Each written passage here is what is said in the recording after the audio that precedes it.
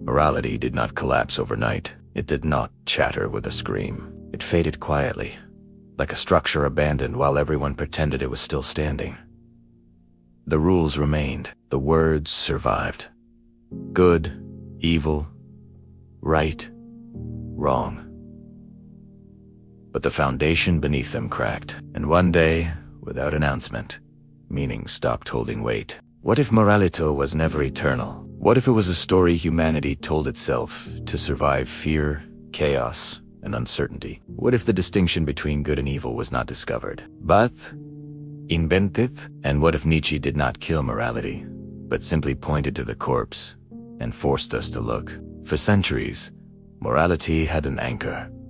Not logic, not consensus. Authority.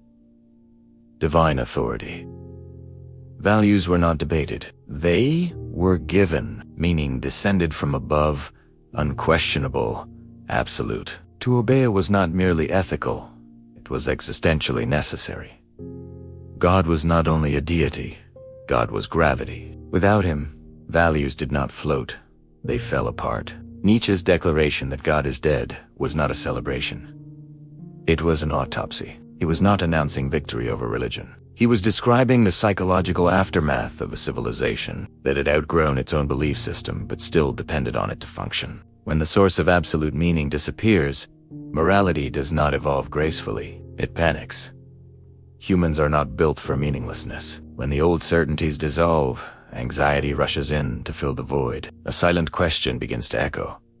If nothing is guaranteed, then what holds? The collapse of external moral authority does not produce instant freedom. It produces vertigo, a sense of floating without direction. Existential emptiness, nihilism not as philosophy, but as mood. People begin to feel untethered, exposed, responsible in ways they were never prepared for. The universe no longer watches. There is no cosmic referee. No final justification.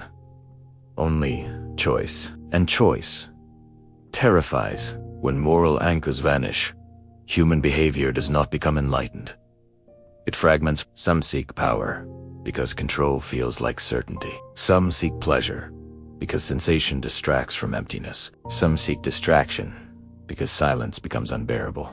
Values become situational, flexible, negotiable. Morality shifts from absolute to personal, from sacred to strategic. What once felt forbidden becomes justifiable. What once felt wrong becomes contextual. Not because humans became worse, but because the rules lost their authority. When nothing is sacred, everything becomes possible. Nietzsche understood this collapse with brutal clarity. He saw that most people did not truly believe in morality because it was true, but because it was comforting. What he called herd morality was not evil, it was protective. Shared values reduced responsibility. They told people how to live without forcing them to think too deeply. Without these structures, individuals were forced to confront themselves, and most were not ready. They feared the weight of creating values rather than inheriting them. Responsibility is heavier than obedience. Freedom demands strength, and weakness does not disappear when morality fades. It reveals itself. When moral illusions fall away, raw human instincts surface. Desire for dominance, fear of inferiority, resentment toward those who appear stronger. Envy disguised as righteousness. Nietzsche did not imagine humans becoming noble creators overnight. He observed that many would cling to replacement moralities, ideologies, identities, movements, anything that restored the comfort of certainty without demanding so. The Mensch was never meant to be a hero. It was a burdened figure. One who creates meaning where none is given. One who carries responsibility without divine justification. Not a ruler of others, but a ruler of self, and very few could endure that weight. The modern world did not escape Nietzsche's diagnosis. It fulfilled it. Traditional values did not vanish. They hollowed out. Identity replaced morality. Outrage replaced virtue. Power replaced truth.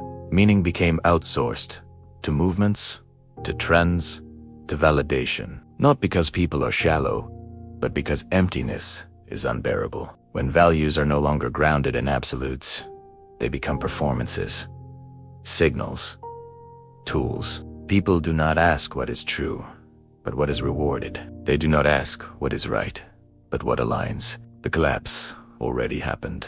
What remains is denial, a collective insistence that the old structures still stand, even as behavior contradicts them daily. In a world without absolute meaning, moral ambiguity becomes fertile ground for manipulation. When values are flexible, justification becomes easy.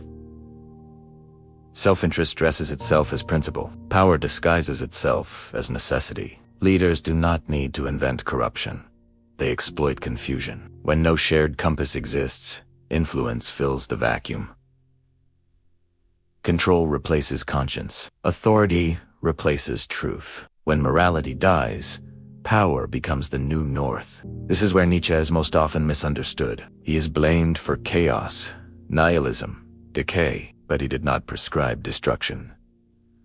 He warned of Italiano. He saw that freedom without structure becomes self-destruction, that liberation without discipline collapses inward. The death of morality was not an invitation to abandon values. It was a demand to consciously create them, not collectively, individually, with awareness, with restraint, with strength, without excuses. And so the question remains unresolved. Are humans strong enough to live without moral crutches? Can meaning be created without collapsing into chaos? Can responsibility replace obedience? Or will power always rush in to replace what certainty once held? Nietzsche did not offer comfort. He offered a mirror, and what it reflects is not reassuring. It is unfinished, unstable, human. The collapse of morality does not end the story. It exposes who is capable of writing the next one.